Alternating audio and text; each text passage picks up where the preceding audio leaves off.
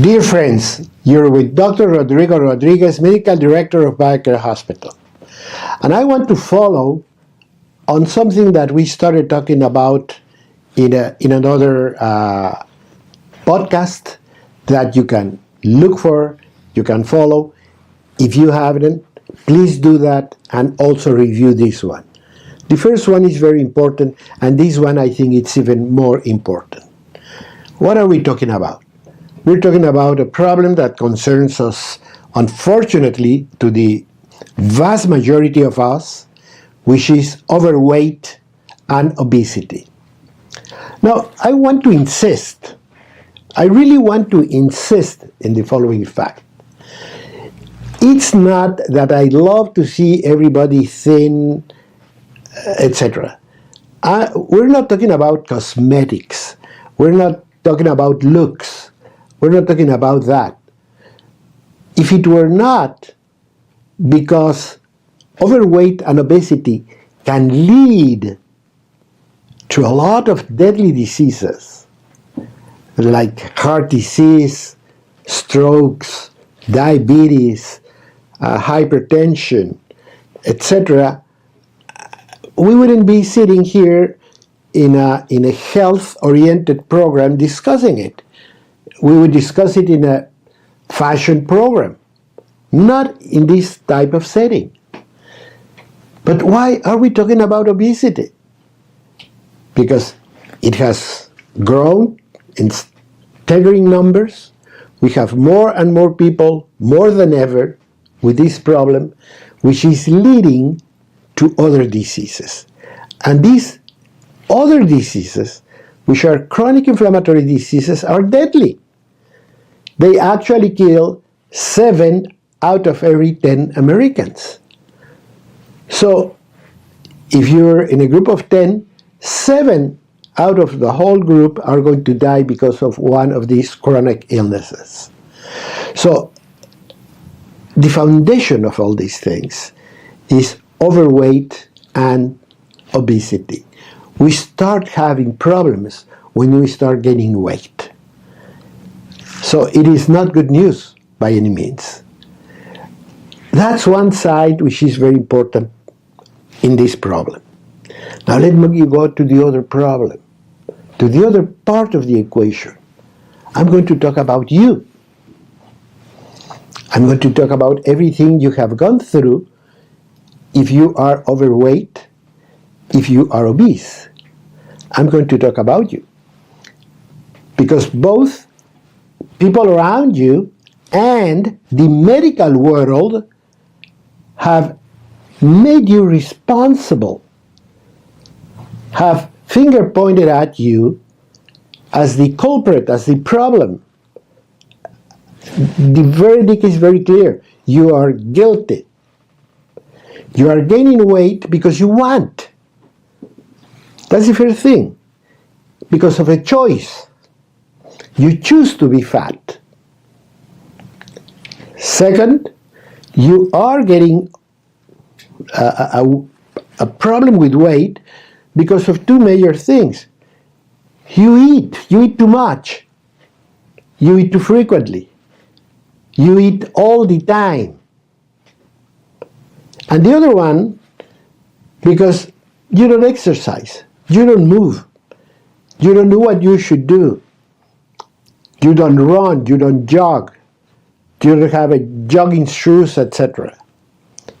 So you're guilty of 2 things: eating too much and doing nothing physically speaking. You do not get active, etc. So on top of everything you're going through, now you have another new problem. Guilt. And you probably have lived through it. You probably will agree with everything I'm saying when I say that people not only finger point at you, but you feel you're doing a lot. You feel you try. You feel you have gone on this diet and you have gone on the other diet. And diet 1, diet 2, diet 3, all of them are going to fail. And all of them are going to fail for one simple reason.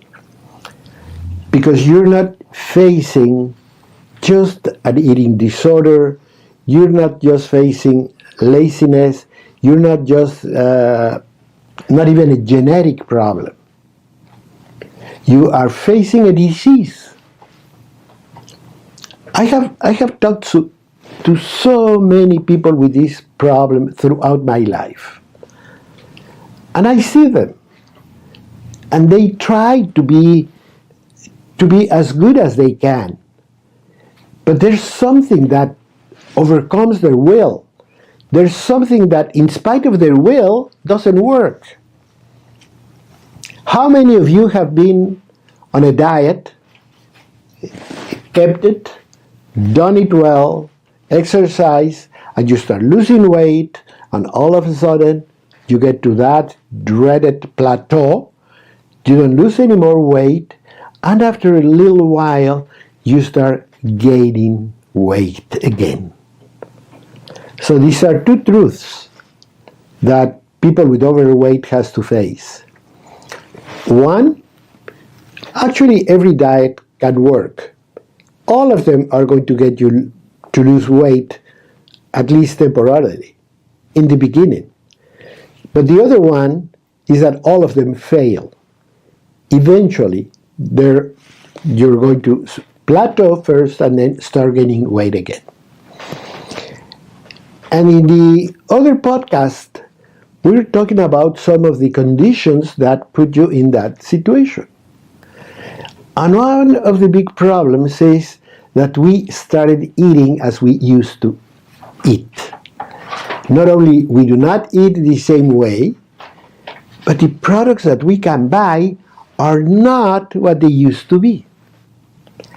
And that has given us a lot of problems. And I say we, everybody, people with overweight and people that are not overweight, we all have been a victim of processed food. And I want to talk a little bit about that because processed food has been the culprit of a lot of the things that we're saying. We cannot be healthy. We will never reach health if we are eating products that are not really fit for a healthy human. It's a simple equation. You have a healthy human, you have bad food, big problem. You have a very nice car, pure fuel, poor lubrication, it's going to fail. Same with us. We are the victims of an idea that started about 1970 that told us that we were getting a lot of heart attacks because we ate too much fat. And with that, we did two things. We reduced fat in our diets, and we started filling that vacuum, that emptiness, with carbohydrates, which is sugars and starches, and processing food. Because if we process food, we could make it a lot palatable. And all you wanted to hear is that that food is cholesterol-free, is fat-free, is low-fat, etc., etc. That made us happy. And I was a doctor already in 1970. I remember distinctly when we started telling people, don't eat this, don't eat fat, don't eat lard, don't eat butter, don't eat eggs, because they have cholesterol. That was part of the medical everyday conversation. We, the doctors, told you to do things that in the long run turned out to be a disgrace for humans. So if we begin to understand what has happened, and we can understand how these things have managed to distort a lot of metabolic conditions in the body, then we will begin to understand how we can untangle the thing, how we can go back, how we can replan our lives, how we can create a new strategy and be healthier. And again, healthier not necessarily means to be slim. Let me give you a good idea. Sumo wrestlers, they're huge, but they do not have any metabolic problem. Why? Because they have the right kind of fat in the right kind of places. But we, the vast majority of us, have all this abdominal, peripheral fat around our waistline and in our abdominal cavity, which is not a very good fat because it has a lot of hormonal activity. And it can create a lot of problems for us. It's going to be inflammatory. It's going to give us a lot of problems. It's going to create insulin resistance, and it's going to produce disease. That's the type of fat that the vast majority of us have.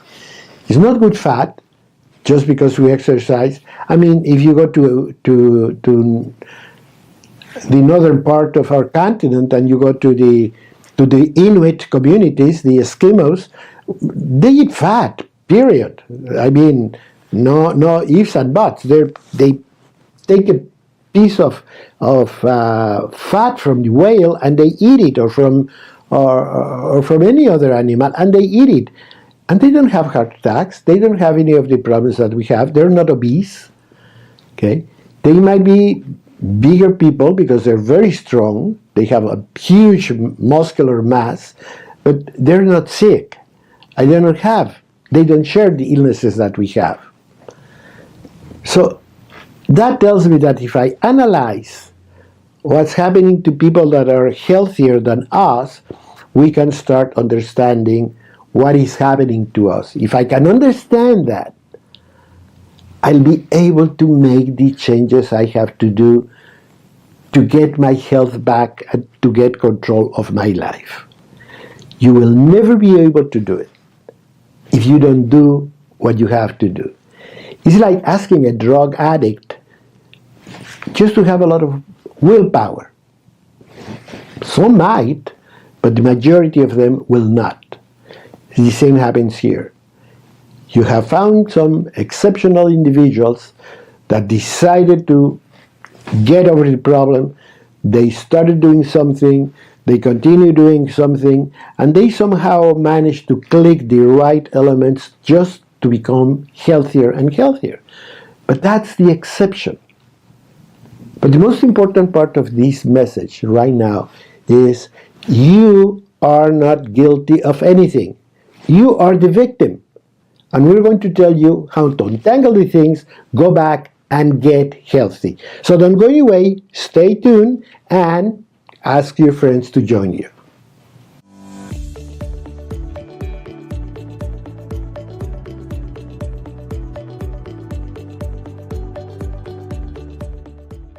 I'm Dr. Rodrigo Rodriguez, Medical Director of BioCare Hospital. And today we're talking about the culprit of overweight and obesity. And I have given you a brief summary of the problem of understanding overweight and obesity.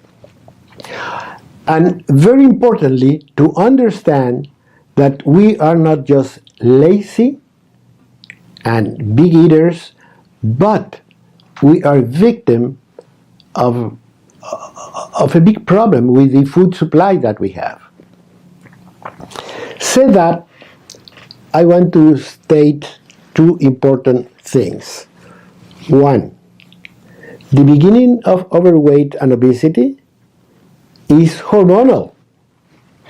You guessed it.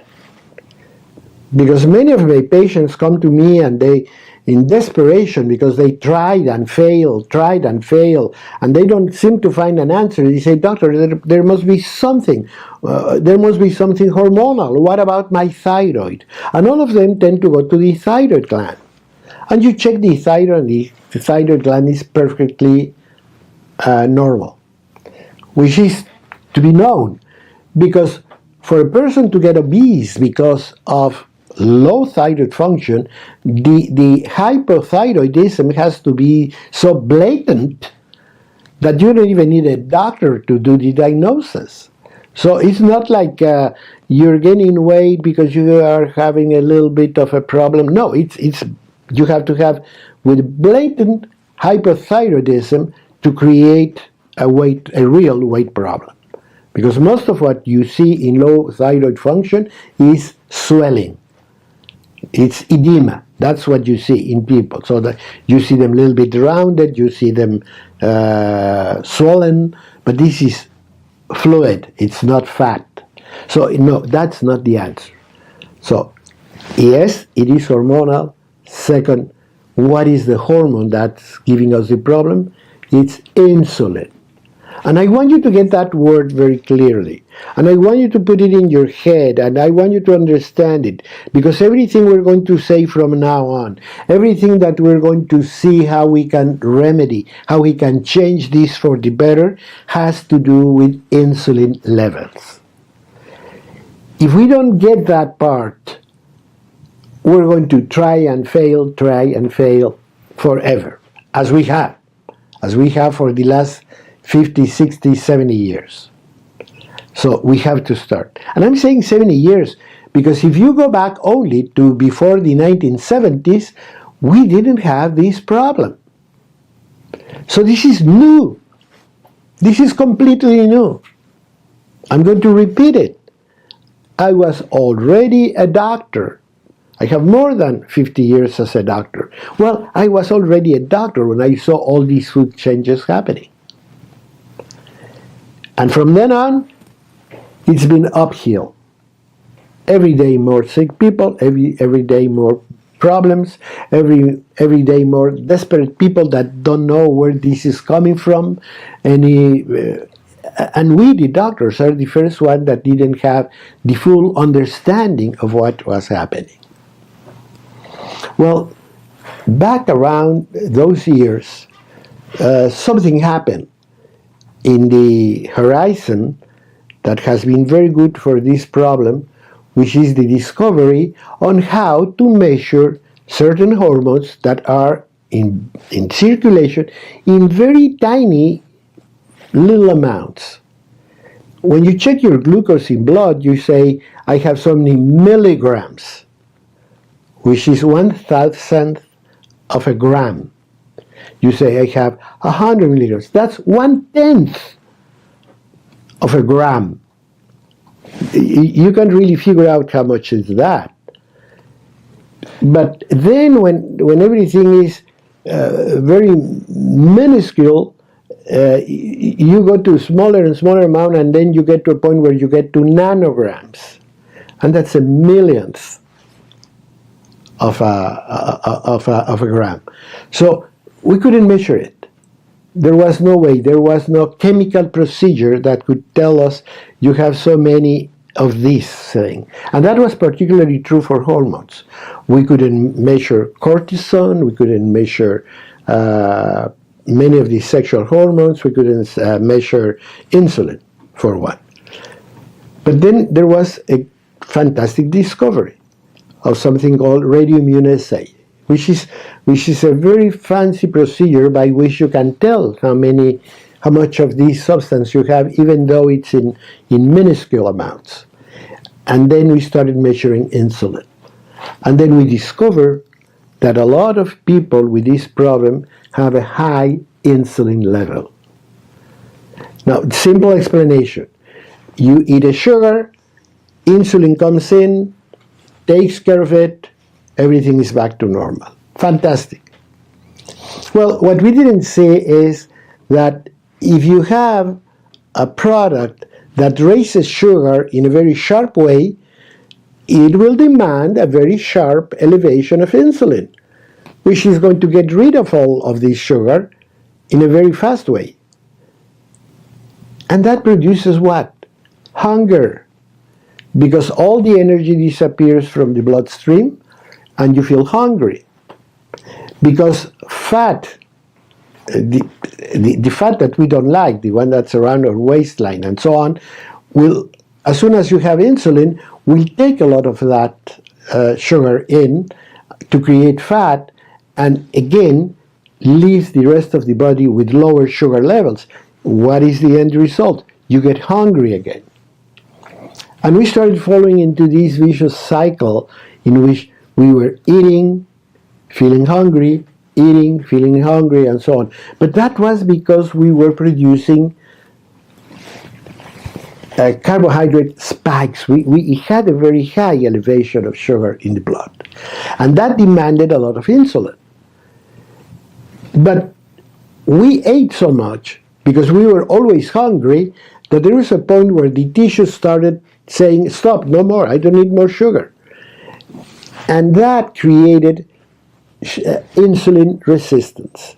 Insulin comes in, but you don't pay attention, you block the insulin activity.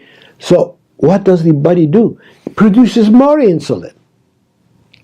So first you have a high insulin level that goes and comes, goes and comes. These waves of spikes of insulin.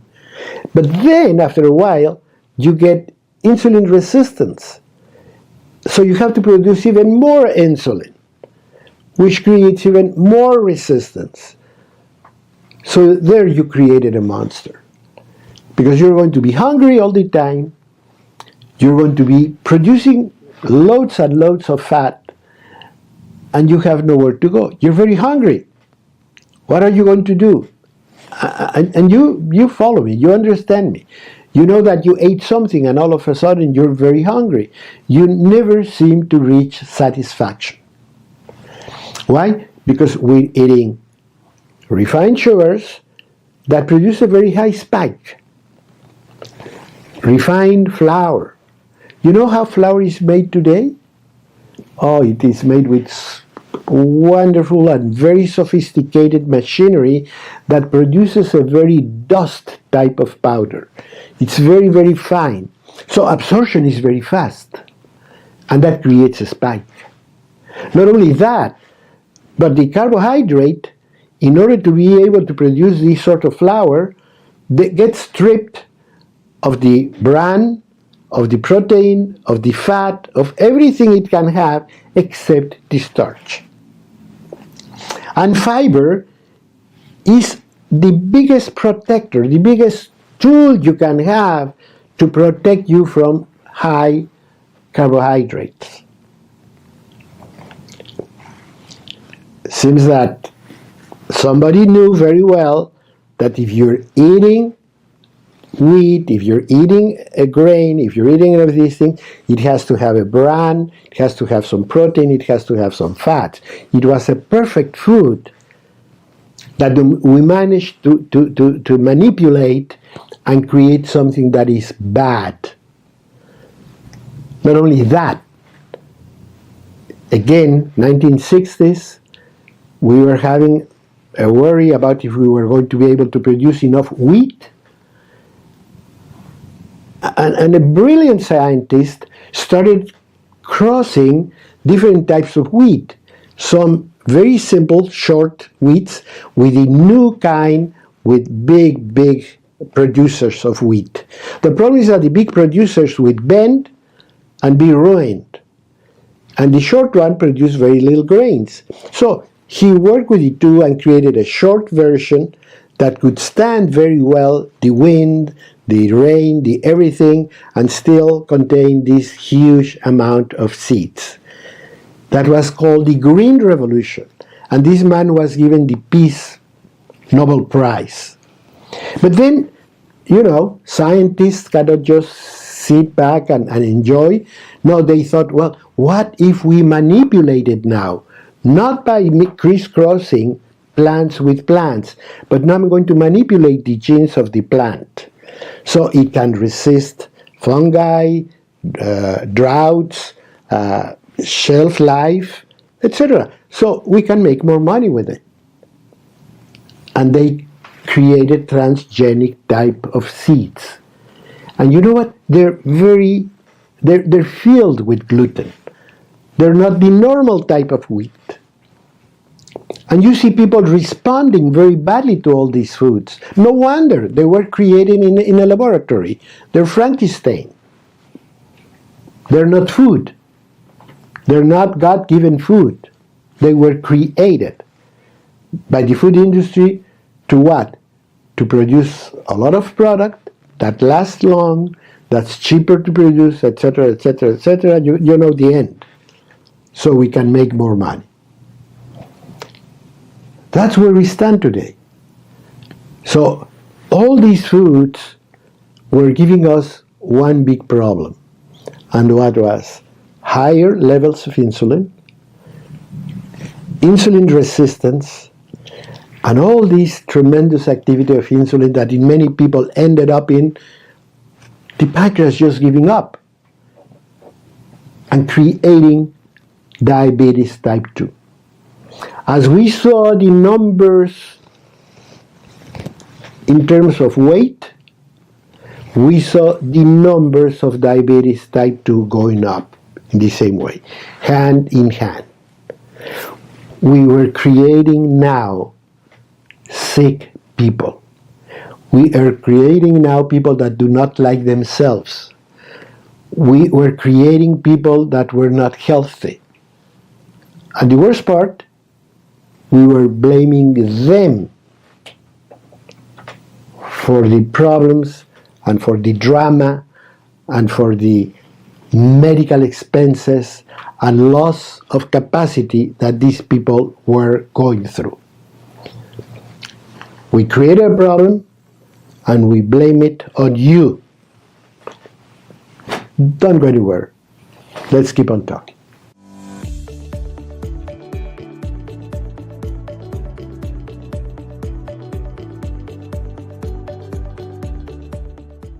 Dear friends, I'm Dr. Rodrigo Rodriguez, Medical Director of BioCare Hospital. And I'm getting to you trying to talk about something that is possibly one of the biggest scams that we humans have gone through in a long time. Basically, we are seeing for the last 70 years about a tremendous rise in deadly diseases. All this tremendous rise was tied to a change, a very important change in the way we eat. And that change was produced because we were looking back in the years 1950s, 1940s, a lot of people dying of heart disease. It reached epidemic proportions. So we are very, I don't know how to call it, we think we can do it all. So our scientific world decided, oh, we can fix this. We're going to see why we're seeing so many heart attacks. And they decided that after looking at numbers and looking at things and so forth, they started to find problems in the American diet. And the problem got worse and more complicated because it reached the United States Senate, and there was a select committee to review all this. I mean, politicians reviewing what we eat and what we should eat. And of course, when you say politicians, you talk about lobbying, and somehow sugar came out untouched. The culprit was fat. And they created the infamous food pyramid in which fats were vilified and carbs were, brought to the upper level because they didn't have any fat. So that created the problem that we're living with today. We dropped fats, we started eating a lot of carbohydrates, and of course the food industry saw that as a huge opportunity. You take all your carbs, your cereals, your rice, your corn, your everything, and you start producing food that people can eat, but people are not readily happy to eat just cereal. So what they do? Well, you sweeten it. And originally you use some sugar, but then you start using high fructose. And high fructose is a natural product with a very low glycemic index. It should be a fantastic thing. But it has a very important metabolic problem. Whereas sugars and glucose can be used by any cell in the body, fructose can only be used by the liver. So whatever amount of fructose you eat, your liver is stuck with it. It has to deal with it. Nothing else in the body can help. And that started creating one of the big problems that should be brought to our attention. We actually have a podcast about it, which is the infiltration of fat in the liver, or fatty liver. That started becoming a real common problem in the American people. That in itself should be telling us that we're doing something wrong. But the amount, you might say, doctor, and I get this question all the time. I have somebody that just asked me, well, then if you eat, let's say, watermelon, doesn't it have fructose? Yes. What's the difference? The amount. It's a matter of level. Fruits have fructose. That's where the name comes from. But they have so minor amounts that, chemically speaking, they're really hard to measure. But the fructose is so powerful as a sweetener that you can put a little bit on it and sweeten gallons and gallons and gallons of soda drinks. And then we start drinking sodas, and we start drinking sweetened foods and sweeten everything. Because the other big problem, or I don't know if it's a problem or not, is that fructose is very cheap. So you can put it in everything, in any amount.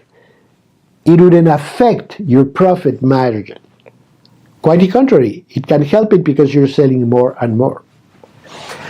And soda drinks, and cakes, and pastries, and ice cream, and you name it, became staple food. We were not eating any more bread and butter. We were buying sweetened food. And we started feeding our children fructose for breakfast. And we started using cereals that have been physically managed so they're fluffy and popped out, etc., etc. And those things change the glycemic index of the cereal. So you had two problems. A cereal with a high level of glycemic index, and the other one, we had fructose in it. If that's not enough, think again about your breakfast cereal. It has coloring and flavoring and, of course, preservatives, chemical substances, so it can last very long time in your pantry or at the store. So put it all together and ask yourself a question. Can this be healthy? Of course not. It is not healthy. But that's the way we started eating in America from those years on. Not only that, but you could see the ads on TV. They were directed to children, to toddlers. Show them the little things with a lot of colors, with a lot of little gifts, a lot of everything. They were being pushed, literally, as in drug addicts, into eating things that were not healthy for them. And I remember it very clearly, even up to today. I mean, it asks people how you eat, and they say, "Doctor, I'm very health conscious." For example, for my breakfast, I always have a bowl of cereal.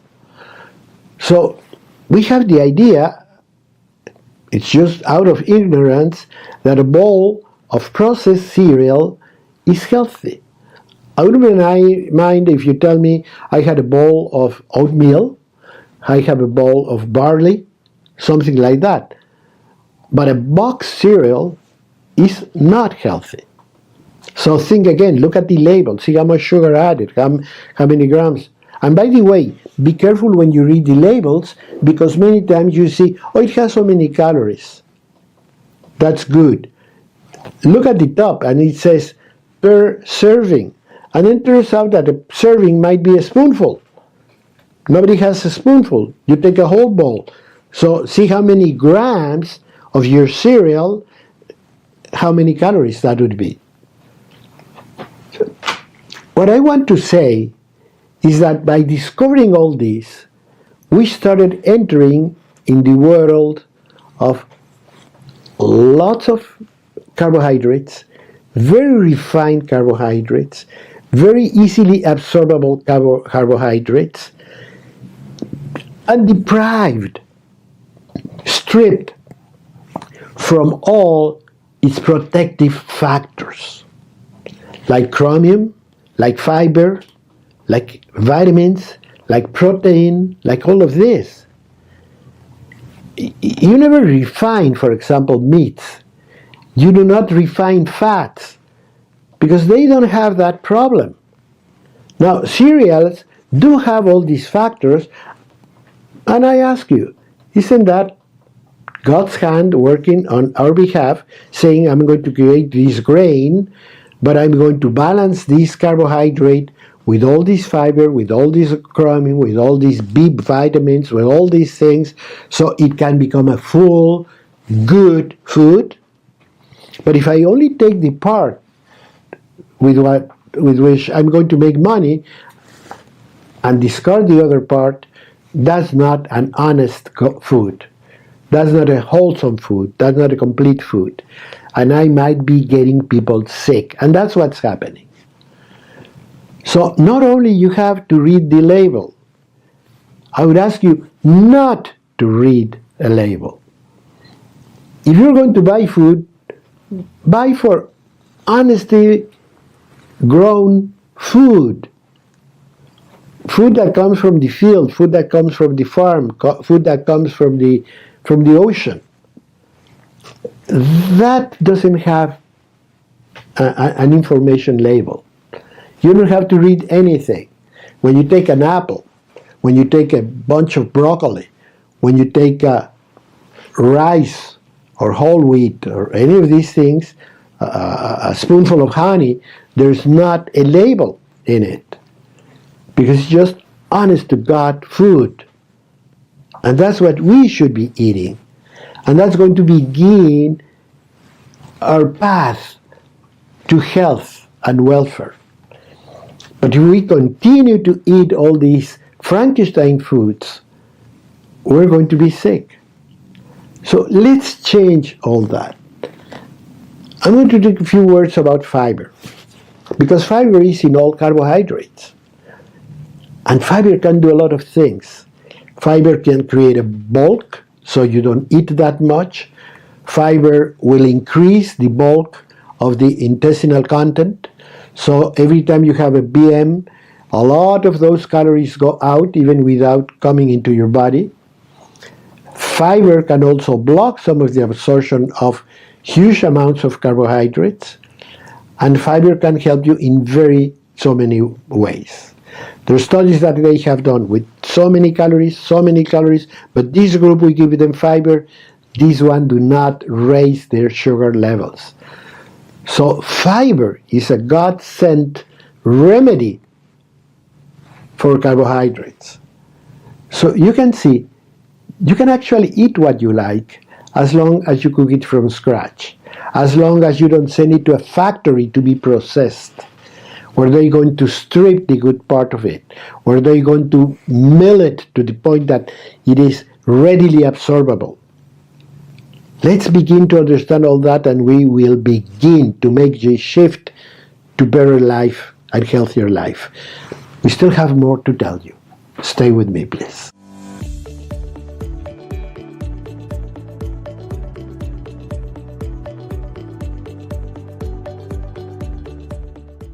You are with Dr. Rodrigo Rodriguez, Medical Director of BioCare Hospital. And I hope you have been following this podcast. And I hope you read the other ones that we have on the same subject. We're talking about what's happening with overweight and obesity. It's important to understand it, because if we begin to understand it, we start to understand how to solve the problem. Because I know for many of you, for me, for everybody, it's been many years of anguish and problem, because we have a problem that we try to solve one time, another time, and now we go to Atkins, and now we go to Mediterranean, and now we go to, and we never seem to find an answer. We start with the diet, it starts working all right, then we reach the dreaded plateau, and then we start gaining weight again. So what are we going to do? What is the way out? Am I really the culprit? I'm really the problem just because I eat too much and just because I don't have any physical activity? No, that's not true. We have been put in this condition. Because if you look around the world, in other countries, you might see people that are very different from us, because they don't have access to processed food. They eat in a more natural way, in a more traditional way, some people say. If you go to Europe, simple. Europeans are very finicky about their foods. They're very choosy. They're very careful. But we're not. We just want to be filled. We just want to have, we call it comfort food, and this type of thing. And they have convinced us that the problem is a lot of calories. So we start cutting calories. And once again, it works for some time, but doesn't work, because you're depriving your body from important things when you just lower calories. When you have low-fat food, you are in a problem. When you have low this, low the other, no, food has to be wholesome, complete. Because one thing happens. If you start eating less calories, your body starts using less calories. The end result, you do not lose weight. You might lose it in the beginning, because you're still spending this amount of calories, but once the body starts saving, it's just a budget. You're giving me 1,500 calories instead of 3,000. Well, I'm going to make adjustments, so I don't spend 3,000, I'm going to spend 1,500. And what happens in that process is that many times you damage one organ that you want to keep healthy for your whole life. And that's the muscle mass. Remember, I have said it. 2/3 of our body weight is muscle. And in the muscle mass, we have the real hard resources for health. When we get seriously ill, it is our muscle mass that puts up with the problem, really responds to the problem, by producing everything the body needs to come out of it. And you have seen it in terminal patients with cancer or anything like that. They start losing their muscle. That means the body is really fighting. But why should we lose our muscle if we don't have any deadly disease? Just because we want to lose weight. And we do it by eating less. That's not the problem. It's not calories. It's what we eat. So keep your muscles, keep your health, keep your body. But this part of the message should be simple. Doctor, what can I do? What can I start doing today? Well, number one, you have to be involved. Your doctor is not going to do it. Your health department is not going to do it. The medical world is not going to do it. You have to be in charge. You have to be at the helm. And the first rule of thumb is no sugar added. Keep sugar out of your life. We don't need it. Dr. Bedam, you're used to it. Eat a little bit more of something else. Eat a little bit more of fat.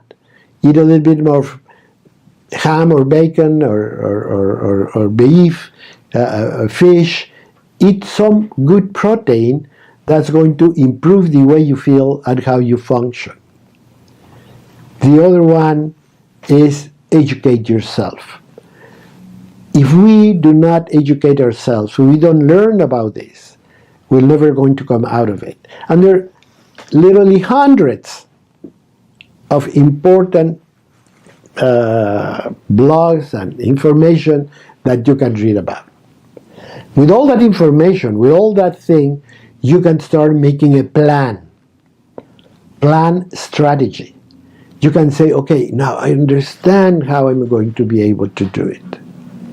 And if I understand how I'm going to be able to do it, then I can start adding to it. You say, I need wholesome foods. I need to go to the market every day or every other day, or I keep things fresh. Do you have any idea when the food you're buying in a large grocery department store has been in the shelves before you buy it? Do you know what's in it? No, you don't. So don't do it. Go to the farmer's market. Go to honest food producers, to responsible, ethical food producers, so you can say, this is what I'm eating, this is what I'm bringing to the table, this is what I'm giving my body. And this is the way my body is going to respond. And you're going to see in no time that you are going to feel a lot better. Don't be obsessed with weight. It'll come with those changes. If you start getting away with sugar, if you start making away with refined flour and carbohydrates, get rid of everything that's in a box, in a foil, in a can. Everything has to go. Eat more protein. Protein is good for you. Protein is good for your muscle. Protein will replenish a lot of the important health resources that we have in the body. The really important ones. Protein is going to be there for you. Something very important to gain is that if you have whole substances like cereals or legumes or veggies and that type of thing, you're going to add to your food a lot of fiber. You're going to add a lot of vitamins and minerals because they're not in carbs. Just a tiny little bit amount of B vitamin and so on with cereals. But that's if they're completely wholesome, which are very difficult to get. So if we start making all those simple changes, if we start making all this plan, if you watch some videos, some information, then we get it done. And once again, we're not counting calories. We don't want to lose weight. We want to be healthier. And you're going to see how everything starts to work. Just do it. Your cravings are going to gradually be resolved. Because the other big problem is when we don't eat sufficiently, cravings go up. And by sufficient, I mean nutritionally sufficient. If we eat garbage, if we eat fast food, that's not nutritionally filling. So we're hungry very fast. We need more food afterwards. You buy a cheap pizza, you're hungry in a little while. You have soda pop, you're hungry in a little while. Avoid sugary drinks. Stay away from them. You know that the amount of soda pop that we're taking today is probably 400% more than in 1970. And I'm talking per capita. I'm not saying just the full thing. And by the way, when you take a diet soda, it's just as bad. Because every time you put something sweet in your mouth, the brain releases insulin. And if insulin is the problem, well, you didn't get anything by that. You might not get the calories, but you get the insulin effect. And that's what you want to avoid. Plus, Remember that a lot of these artificial sweeteners that you have been come and gone step out not because they were not doing business. They had to step out because it was proven that some of them had cancer producing capacity. So you don't want to play with those odds.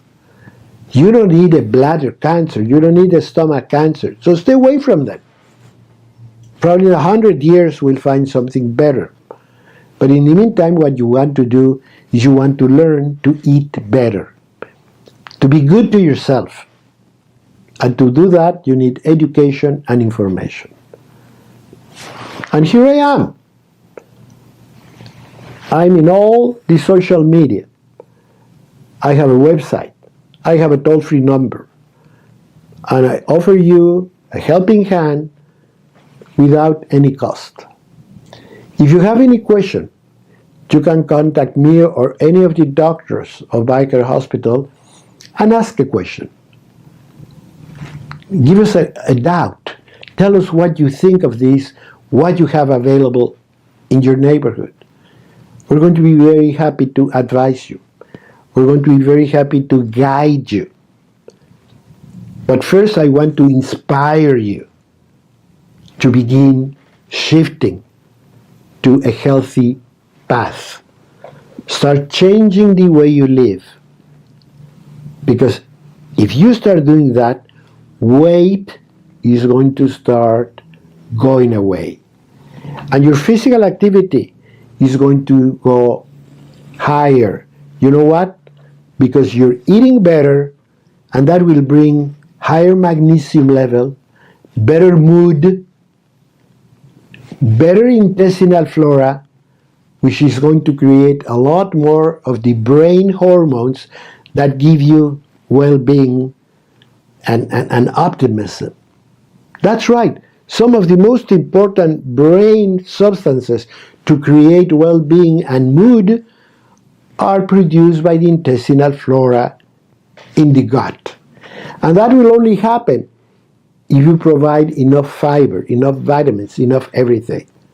So when I say feed your body, I mean your whole body. And in the process, you're going to start realizing that you look a lot better. Because health is beautiful. Till next time, I'm Dr. Rodrigo Rodriguez with BioCare Hospital.